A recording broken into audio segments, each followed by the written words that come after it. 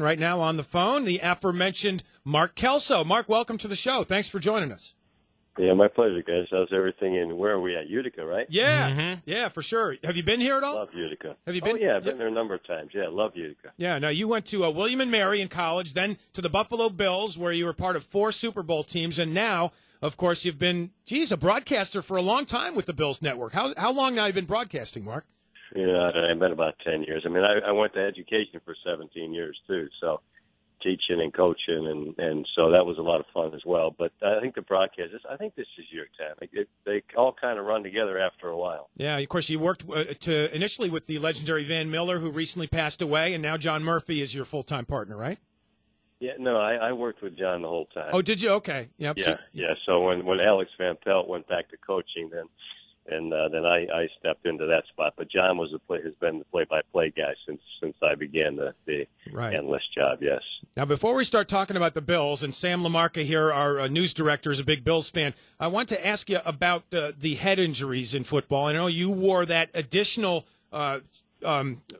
piece on top of your helmet when you played there. I guess it was called the cap to protect you from head injuries. What do you think? Are you suffering any ill effects yourself from head injuries that you might have had or collisions during your career? Yeah, no, not to my knowledge. I feel really healthy, and part of that's because my wife is a health nut and really likes to eat healthy, and then I continue to love to work out and do things physically that help you maintain good health. And I mean, I've had no issues whatsoever. And I was always reluctant to get tested, but a few years ago I decided, well, you might as well at least find a baseline, because I figured if I get tested and they indicate there might be a problem, I'm certainly not going to self-medicate or do things that based on the fact that they think down the road there might be a problem. But I did all that stuff, and at least to form a baseline, and I have no issues. So I really felt that that pad, it was called a Pro Cap, and it creates a resilient outer surface on the exterior of the helmet, so it creates a soft technological, from a technological standpoint, that's the configuration that creates the protective model, and the more work you make the energy do before it gets to your brain, the less work it's able to do on your brain, and then the safer the player is. And I felt that, obviously it extended my career. I would have stopped playing if I hadn't had that technology available. Well, it's interesting. I had a conversation with a buddy of mine over the weekend about the lack of head injuries for old-time football players and for current rugby players who tackle differently than some of the guys who are using that helmet as a spear. Do you think that's part of the problem these days? Yeah, I mean, the game's become faster. It's become more violent. Certainly, I mean, some people go back and say, well, we really can't solve the problem, which I don't think is true. But they say, we could really, really mitigate the problem if we took face masks off helmets. Well, that's not happening. There's no guy that's playing football now that's going to take a face mask off and turn the clock back 50 years. But certainly those guys that didn't have face masks, they made a more cognizant effort to tackle with their shoulder and keep their head out of contact, because if they didn't, they were going to break their nose or it was something that was going to affect their jaw or something. And then rugby players tackle in a way that is much more conducive to better head protection, because they use their shoulder, they roll tackle, and there's certainly those types of techniques can be used very effectively at the NFL level or any football level, quite frankly, and keeping your head out of contact being one of the most important things, and leading with your shoulder, and then thereby creating the safest situation in playing the game. I'm talking to Mark Kelso, Buffalo Bills announcer on the Talk of the Town, 100.7 FM WUTQ. The Bills were in London, England, where they played over the weekend. And how was London? I know you just got off the plane at like midnight. Thanks for joining us, Mark.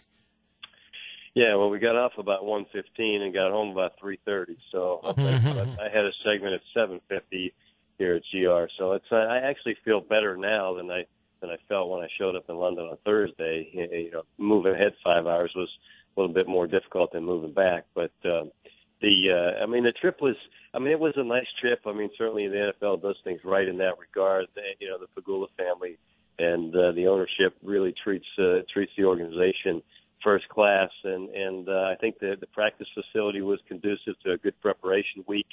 It kind of reminded me of a training camp week, but with much nicer accommodations than you typically find at your local college, and obviously the focus was a little bit different, because it's not trying to develop or design your roster. It's in preparation for an upcoming game. So I felt like the players practiced well, and I watched practice, which I don't typically do because I was there. I mean, a couple of days I had the opportunity to observe practice, and it seems like the preparation model was good, and they practiced in a way that would replicate some game situations, but ultimately they just did not just do enough in the game to secure a victory.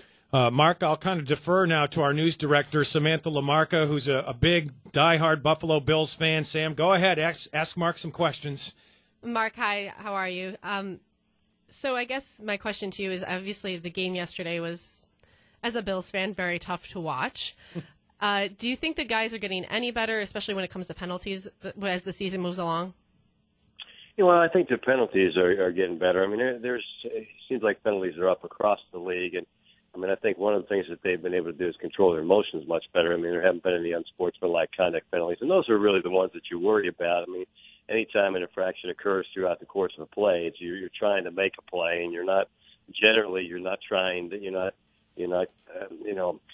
to engage in a penalty to make the play happen. I mean, occasionally you feel like there might be a mismatch and you hold somebody or grab onto somebody, but that gives you an opportunity for another down. But it's when you let your emotions kind of control your actions in those situations, those are the ones, the penalties that are just hurtful to your team and obviously advantageous to the opposition. So you want to avoid those. It seems like they've done a really effective job at avoiding those in recent weeks. But I mean, there was a penalty yesterday. There were a couple penalties that I don't understand sometimes. I mean, the call on, I know it ultimately ended up when LaShawn McCoy fumbled, but the call on Robert Woods, which said it gave the offense of the Jacksonville Jaguars a much better starting position. That was, I mean, I don't know if it was it was not the right call for sure, because they called a blindside hit, and I love Paul Posluszny and liked him when he was here, and he was a great player. I think he does a great job for Jacksonville, and certainly want to protect the player, but it was a clean hit because he came back.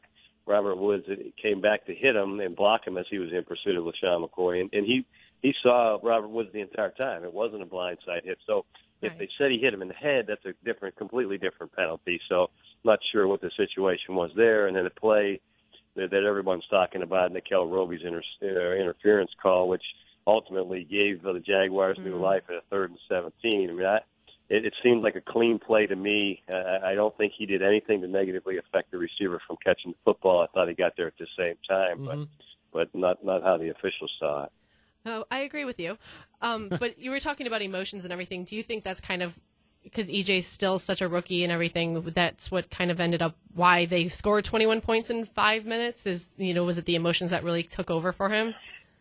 Well, no, I mean, I don't think so. I mean, he's not really a rookie. I mean, obviously he's only started, 19 games or something now, but his maturity level is much different than it was when he was a rookie.